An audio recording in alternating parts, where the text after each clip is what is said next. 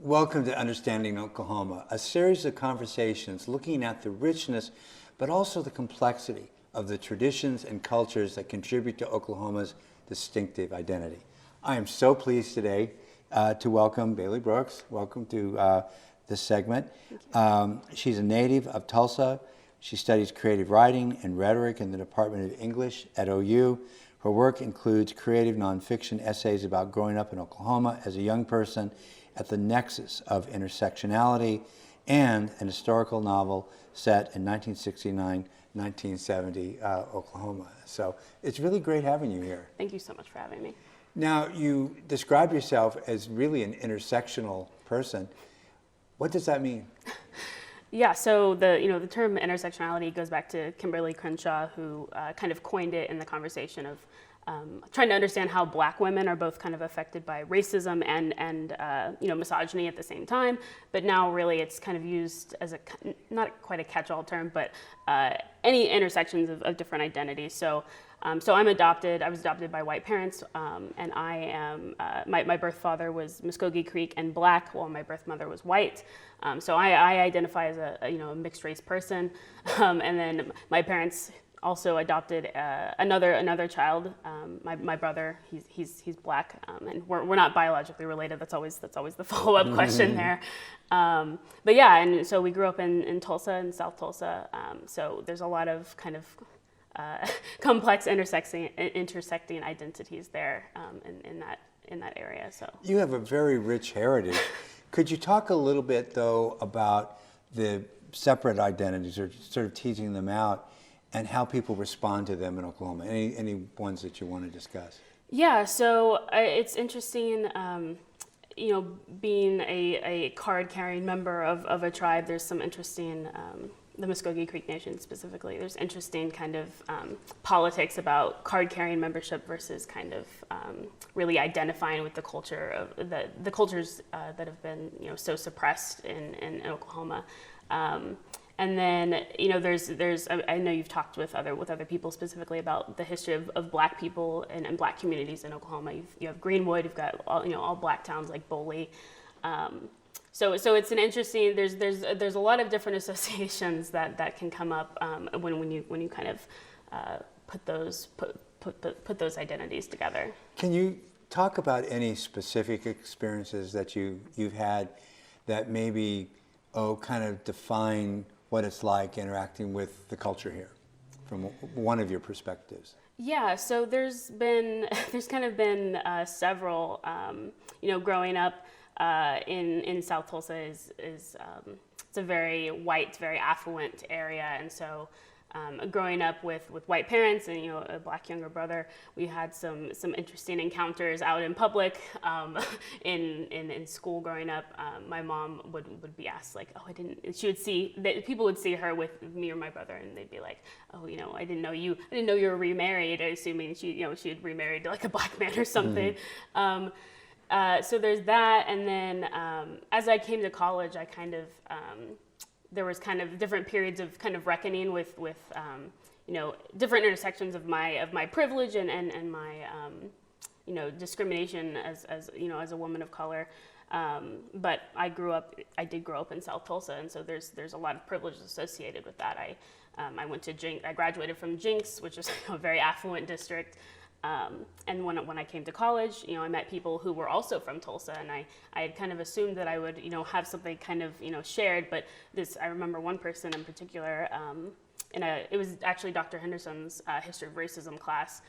This other student grew up in North Tulsa, and I assumed that we would have kind of a connection there. But after he, started kind of telling his story, I realized we had two different completely experiences, and so. Yeah, I think that's probably one of the biggest moments that I can think of that really kind of stands out as kind of the epitome of these intersections of my identity and my childhood. So it seems to me that people would want to relate to every part of your wonderful past and the different identities that you claim now that are there for you. Is the problem that too often we view each other in monolithic terms, where we let one facet of them define the whole thing, and that really denies the living dynamic reality of another person. That must be what it feels like to be on the end of it. Yes, absolutely. I feel like, we're kind of looking back, as I'm kind of reflecting in the creative nonfiction essays that I like to work on. I can kind of almost separate my life sometimes into kind of different stages where it's like, in high school I felt a little bit more native. Like I was able to kind of ingratiate myself into the Native American Student Association there. Whereas towards the beginning of college I felt a little bit more. I got involved in more like Black Lives Matter activism and on campus, and so I felt a little bit more, I guess, ingratiated into the Black community.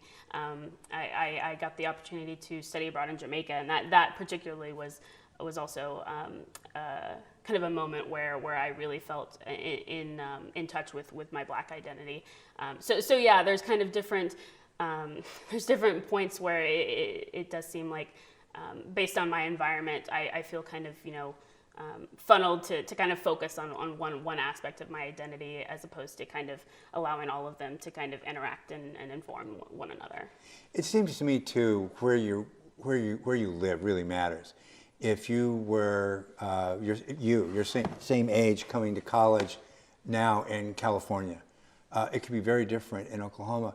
How has the unique, distinctive quality of Oklahoma as a culture, as a place to grow up and learn about yourself impacted you? There is a kind of distinctive culture here, I think. Yes, and even within different places in Oklahoma, I feel like the three places I've kind of I grew up in Tulsa. After I graduated from OU with my bachelor's, that is, I moved to Oklahoma City. So Oklahoma City, Tulsa, and Norman are kind of three kind of distinct places in my memory, in my experience. So I feel like if you want to talk, we can bring in another identity. I identify as a queer woman of color as well. So the comfort level that I have expressing myself as a queer woman of color in these places can vary greatly. Norman is kind of Norman is a college town, so tends to skew a bit more liberal. So I feel comfortable being out in Norman. Whereas when I lived in OKC, depending on the area that I was in, I might not be so comfortable, and then Tulsa as well. Downtown is a little more hip, walking around, I would feel comfortable, but South Tulsa, again, skews conservative. So I think not only Oklahoma as kind of a unique place, but places within Oklahoma kind of have their own little unique. Oklahoma's not monolithic Yeah, either. yeah, exactly, Lots of different cultures here. Exactly. Yeah. Now I understand you also do research on the histories of different peoples in Oklahoma. Could you tell us a little bit about that research and maybe some interesting events that you've discovered and that have clarified something about culture in Oklahoma to you?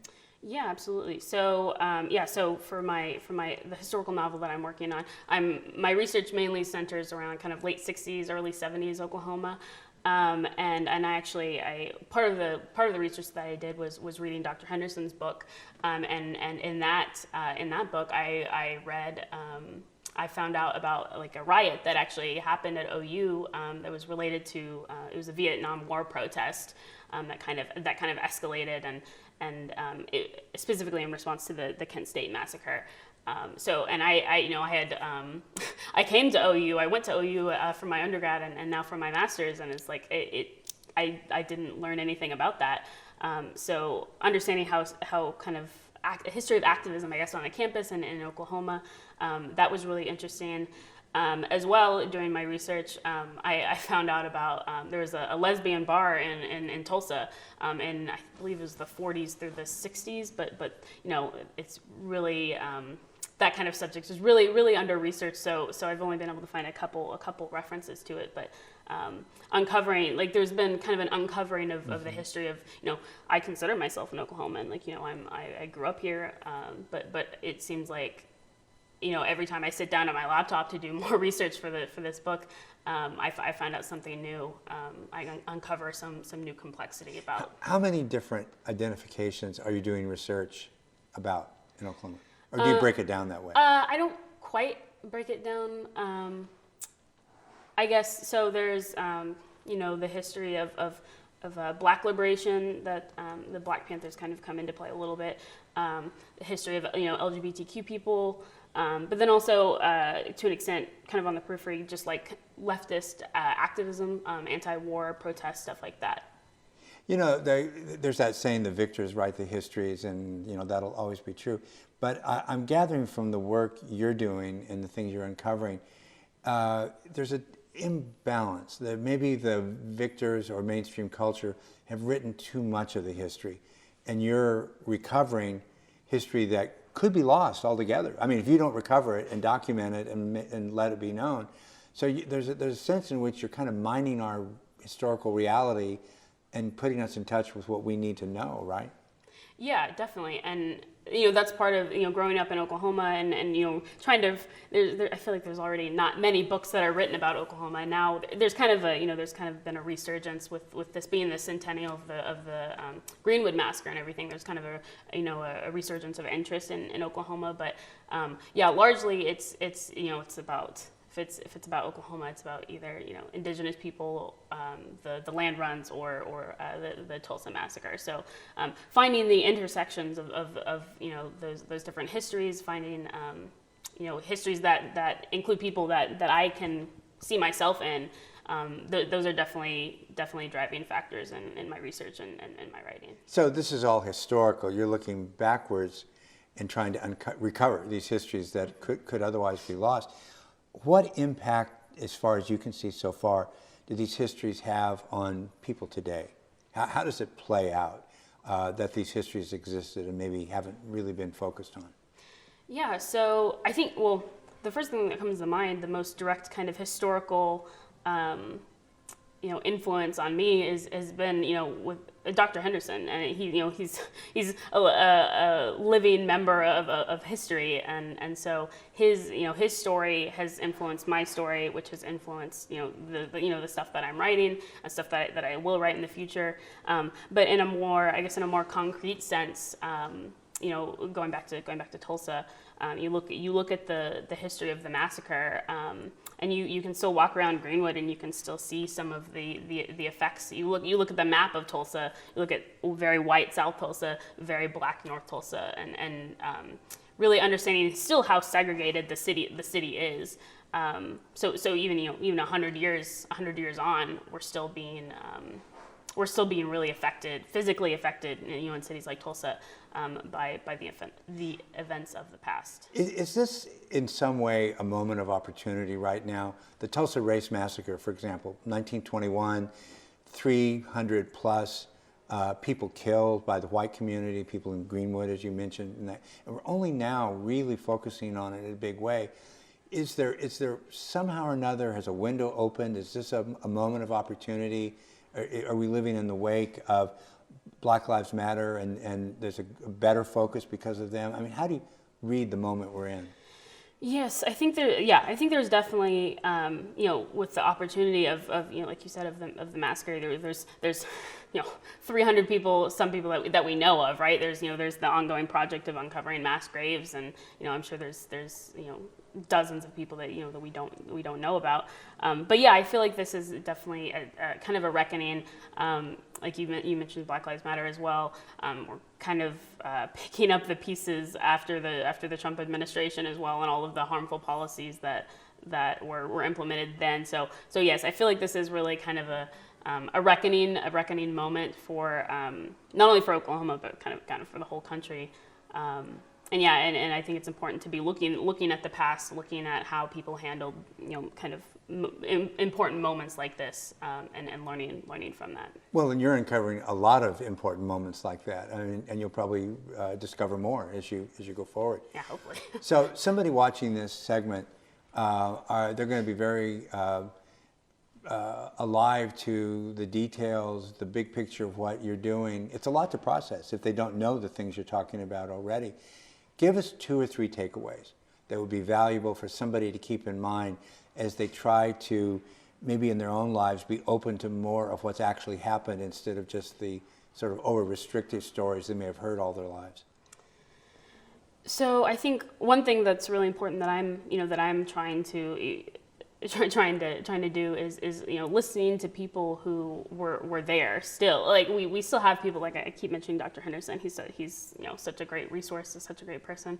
But he was there, and learning from him.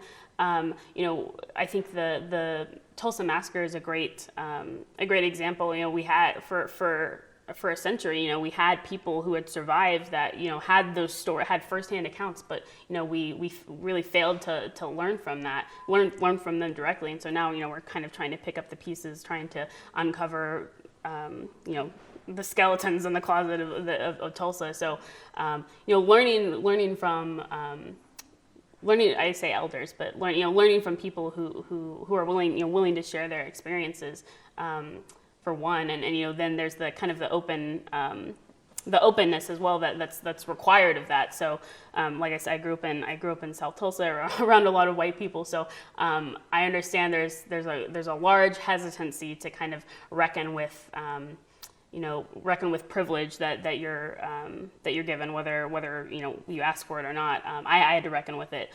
So it's important to approach these conversations that you have with an open mindset, and to learn. You don't know what you don't know. So, approaching with an open mindset, and I think approaching with an open mindset and really an attitude that's open to learning. So is that what you would say to a white member of mainstream culture, to just try to be more open to experience outside of your own and get interested in the people around you? Yeah, absolutely. And another thing with intersectionality and kind of reckoning with, we're all talking about white privilege, about straight privilege, stuff like that.